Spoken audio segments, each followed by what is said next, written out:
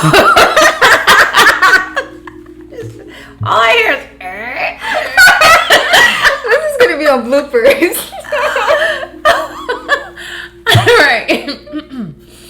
Shattering glass ceilings. Today's theme is overcoming workplace challenges, breaking barriers, and thriving as women in male-dominated spaces. Welcome back, beautiful people, to another episode of Letters to Air. I'm Q. And I'm D. As always, we're so grateful you're here with us, ready to sip some tea and soak in some truths.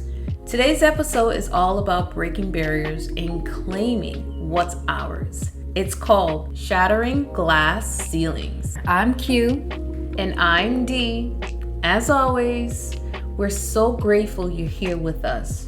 Ready to sip some tea and soak in some truths? Today's episode is all about breaking barriers and claiming what's ours. It's called Shattering Glass Ceilings. Let's talk about it. Whether it's in the workplace, in the medical field, or even our own households, women, especially Black women, are constantly bumping against invisible barriers that weren't built for us to break. But here's the thing, we breaking them anyway. Exactly. This episode is for women who's been told she's too much, she's not enough, or simply doesn't belong. Sis, you belong. And we're here to talk about how to thrive in those spaces that weren't made or created for us. So let's get into it. Grab your tea, get comfy, and let's talk about shattering those ceilings. Let's start by naming it. What is glass ceiling? It's that invisible barrier that stops women from advancing to the top, especially in spaces dominated by men. Right, and let's be real, it's not just about corporate offices and boardrooms. Glass ceilings exist in healthcare, in education, in entrepreneurship. It's any space where decisions are being made, but women, especially women of color, are left out. And it's not just about who gets to make decisions. It's also about the double standards women face every day. The way we're judged for things men get praised for. Let me tell you something that happened to me at work.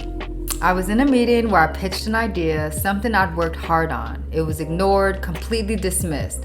5 minutes later, a man on the team repeats my exact idea, almost word for word, and suddenly everyone was like, wow, that's brilliant. I sat there, stunned, like, did y'all not just hear me? Whew, that's triggering. And it's so common. Women's voices are often overlooked, while men are celebrated for the same ideas. And it doesn't stop there. Let's talk about double standards.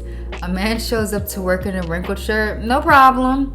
He brings his kids to the office. Oh, he's such a great dad. But if a woman does the same, suddenly she's unprofessional or distracted.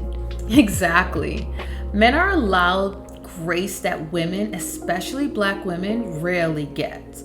And that's why we have to fight twice as hard to be seen and respected. Let me share my story. I can't tell you how many times I've been dismissed in interviews because of how I looked, or I've been told I looked too young, or that my hair wasn't professional enough. It didn't matter that I was qualified, prepared, or even ready to deliver. They couldn't see past their biases. Yeah, I felt that. They focus on what's outside instead of what you bring to the table. It doesn't stop there. Even as a customer, I've experienced so much bias. Service providers, whether it's all at the bank or at the car dealership or anywhere else, often they treat women like we're clueless. Like we don't know what we're doing because we're not considered the head of the household. They either try to take advantage of us or talk us down like we're less than. The number of times I've had to say, I know exactly what I'm talking about, thank you. It's exhausting having to prove your worth in spaces that should already respect you. But you know what? Every time I've been underestimated, it fuels me to show up stronger. I've learned to advocate for myself, speak with authority, and demand the respect I deserve. So, how do we shatter glass ceilings? Like, how do we thrive in spaces that weren't designed for us? First, own your power. Walk into every room like you belong there, because you do. Don't shrink yourself to make others comfortable. Second, speak up. I know y'all heard closed mouths don't get fed on the boulevard. Whether it's in meetings, at the doctor's office, or even with service providers, use your voice. Advocate for yourself unapologetically. Third, support other women. Build your network, find mentors, and lift each other up. When one of us rises, we all rise. And lastly, don't forget self-care. Breaking barriers is exhausting, but the rest is part of the work. You can't pour from an empty cup, boo. Here's the challenge for the week. Think about a glass ceiling in your life, whether it's at work, at home, or your community, and take one. Your challenge for the week. Think about a glass ceiling in your life, whether it's at work, at home, or in a community, and take one bold step to shatter it. Maybe it's speaking up in a meeting, asking for a raise, or setting a boundary. Whatever it is, own it. And let us know how it goes. DM us or email us and share your story on social media. We're here to celebrate your wins and stand with you. All right, y'all, let's wrap it up with our reflection. To I, air, and her. To I. This week, I've learned that my voice matters and I deserve to take up space. To air, I hope for a future where women are valued for their ideas, not just their appearances.